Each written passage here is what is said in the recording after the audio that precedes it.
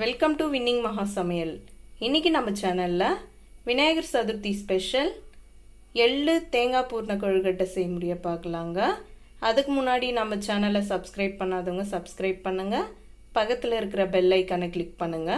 அப்போதாங்க நாங்கள் போடுற வீடியோஸ் எல்லாம் உங்களுக்கு நோட்டிஃபிகேஷனாக வந்து சேரும்.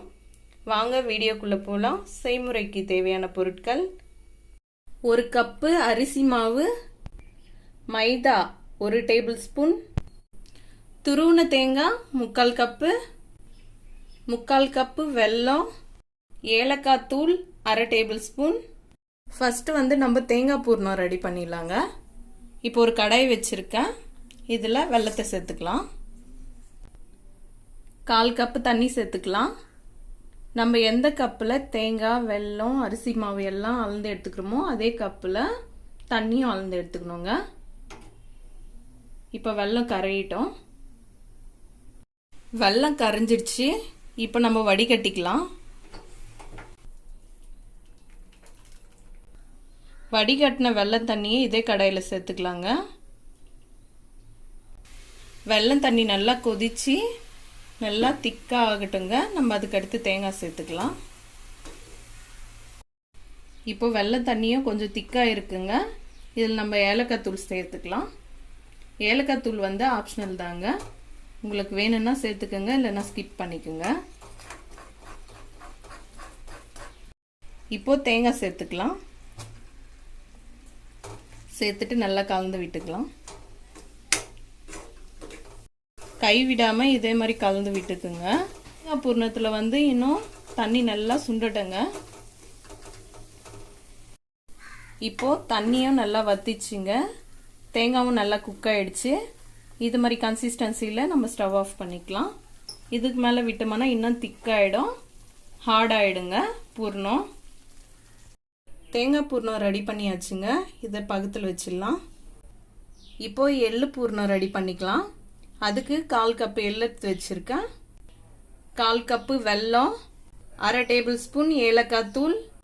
கடாய் சூடாயிடுச்சு. இப்போ எள்ளை சேர்த்துக்கலாம். சேர்த்துட்டு வறுத்துக்கலாங்க. இப்போ எள்ளு நல்லா வறுபட்டுடுச்சுங்க.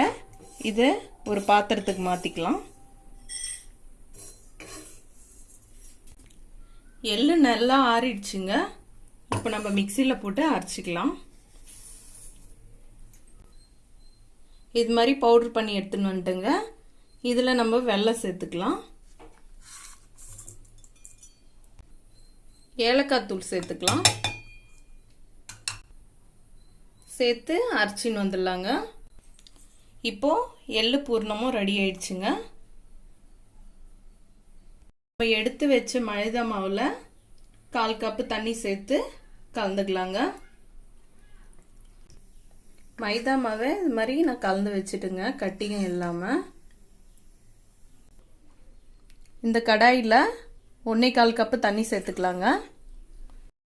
இந்த தண்ணியிலேயே மேல் மாவுக்கு தேவையான அளவு உப்பு சேர்த்துக்கலாம். நம்ம எடுத்த 1 கப்பு மாவுக்கு 1/2 கப்பு தண்ணி கரெக்டாக இருக்குங்க. நான் 1/4 கப்பு தண்ணியை மைதா மாவில் சேர்த்துட்டுங்க. அதனால இதில் 1/4 கப்பு ஊற்றுறேங்க. இப்போ நம்ம கலந்து வச்ச இந்த மைதா மாவு தண்ணியை இந்த கடாயில் சேர்த்துக்கலாங்க. மைதா தண்ணி சேர்த்ததுக்கு அடுத்து நல்லா மிக்ஸ் பண்ணி விட்டுடுங்க. இப்போ கொஞ்சம் கொஞ்சமாக அரிசி மாவு சேர்த்து நம்ம கலந்துக்கலாம்.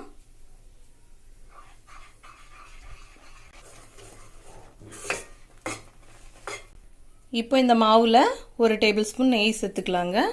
நெய்க்கு பதில் எண்ணெய் கூட சேர்த்துக்கலாங்க. நெய் சேர்த்துட்டு நல்லா மிக்ஸ் பண்ணி விட்டுடலாம். இது மாதிரி கட்டிங் எல்லாம் இல்லாமல் நல்லா உடச்சி விட்டு கலந்துக்கலாங்க மாவை.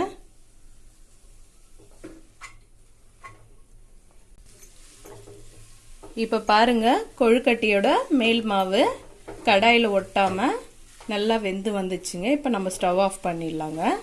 இது ஆறுனதுக்கு அடுத்து ஒரு பாத்திரத்தில் மாற்றிட்டு நம்ம கலந்து விட்டுக்கலாம் மாவை. இது மாதிரி ஒரு பாத்திரத்தில் மாற்றிட்டோங்க.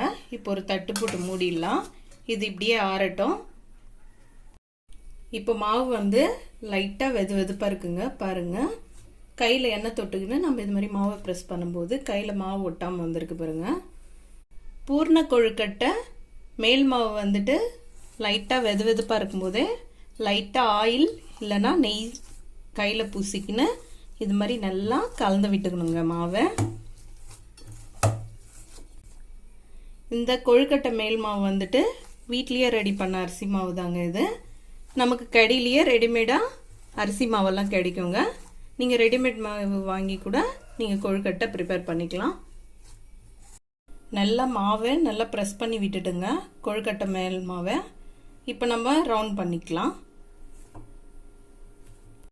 இப்போது நம்ம கலந்து வச்சிருந்த மாவில் பாதி மாவு வந்துட்டு எள்ளு பூரணத்துக்கு மேல் மாவாக எடுத்து வச்சிடலாங்க. இது ட்ரை ஆகாமல் இருக்கிறதுக்கு மேலே லைட்டாக நெய் பூசிட்டு நான் எடுத்து வைக்கிறேங்க. அப்போ தான் மேலே மேல் மாவெல்லாம் ட்ரை ஆகாமல் இருக்கும். ஃபஸ்ட்டு வந்து நம்ம தேங்காய் பூரணத்துக்கு இது மாதிரி ரவுண்டாக ஊட்டி வச்சுருக்கேங்க ஸ்டஃபிங்க்கு. இப்போ நம்ம இது மாதிரி சைஸில் கொஞ்சம் மாவு எடுத்துக்கலாம். உங்களுக்கு தேவையான சைஸ் நீங்கள் எடுத்துக்கோங்க.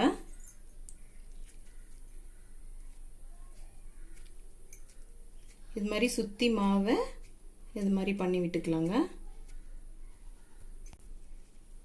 இது மாதிரி நம்ம ப்ரெஸ் பண்ணி விடும்போது மாவு வந்து இது மாதிரி அகலமாகுங்க.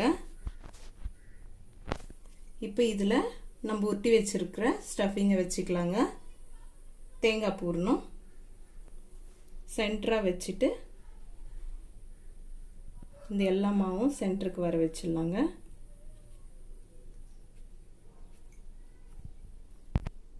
இது மாதிரி நம்ம ரவுண்ட் பண்ணதுக்கு அடுத்து இது மாதிரி எக்ஸஸாக வர மாவை எடுத்துடலாங்க.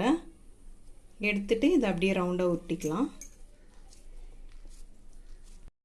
இப்போது இன்னொரு மாடல் பண்ணலாங்க. அதுக்கு இது மாதிரி நம்ம ரவுண்ட் பண்ணிக்கலாம். மாவை ரவுண்ட் பண்ணிவிட்டு இதில் ஸ்டஃபிங் வச்சிடலாங்க. வச்சுட்டு அதே மாதிரி இந்த கார்னர் மாவு எல்லாத்தையும் ஒன்றா சேர்த்துக்கலாம்.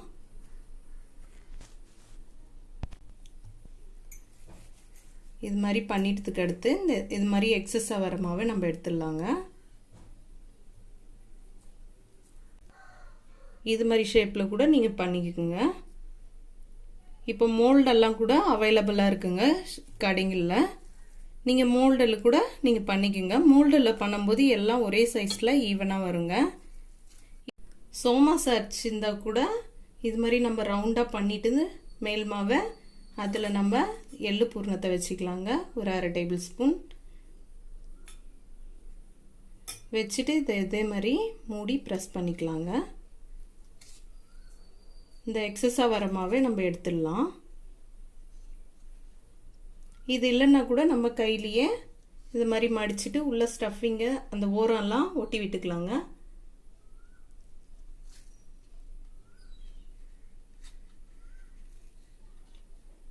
இப்போ பாருங்கள் எவ்வளோ அழகாக வந்திருக்கு. இது மாதிரி பண்ணி நம்ம ஒரு தட்டில் வச்சிடலாங்க. இப்போ மீதி இருக்கிற இந்த மாவை நம்ம பூர்ணம் வச்சு ஸ்டஃப் பண்ணிடலாங்க. இனிப்பு கொழுக்கட்டை ரெடி பண்ணி வச்சுடுங்க. இதை நம்ம இட்லி குண்டானில் வச்சு ஆவிரி கட்டிக்கலாம். ஆவிரி கட்டுறதுக்கு தேவையான அளவு தண்ணி வச்சுருக்கேங்க. இப்போ இந்த இட்லி கட்டுறால லைட்டாக எண்ணெய் பூசிட்டேன். இந்த கொழுக்கட்டையெல்லாம் இந்த இட்லி கட்டுறால வச்சிடலாங்க. இப்போ இட்லி கட்டுறால அடிக்கிட்டேங்க. இப்போ மூடிடலாங்க. இது ஒரு 10 நிமிஷம் மீடியமான ஹீட்டில் வேகட்டும். கொழுக்கட்டையை ஆவிரி கட்டுறதுக்கு வச்சு ஒரு 10 நிமிஷம் ஆயிடுச்சுங்க. இப்போ கொழுக்கட்டையை நல்லா வெந்து வந்திருக்கு. ஆறட்டுங்க, நம்ம எடுத்துடலாம். விநாயகர் சதுர்த்தி ஸ்பெஷல் சாஃப்டான எள்ளு தேங்காய் பூர்ண கொழுக்கட்டை ரெடி ஆயிடுச்சுங்க. நீங்கள் ட்ரை பண்ணி பார்த்துட்டு நம்ம சேனலுக்கு காமெண்ட் பண்ணுங்கள். இந்த வீடியோ பிடிச்சிருந்தா லைக் பண்ணுங்கள், ஷேர் பண்ணுங்கள். நம்ம வின்னிங் மகா சமையல் சேனலை சப்ஸ்கிரைப் பண்ணுங்கள்.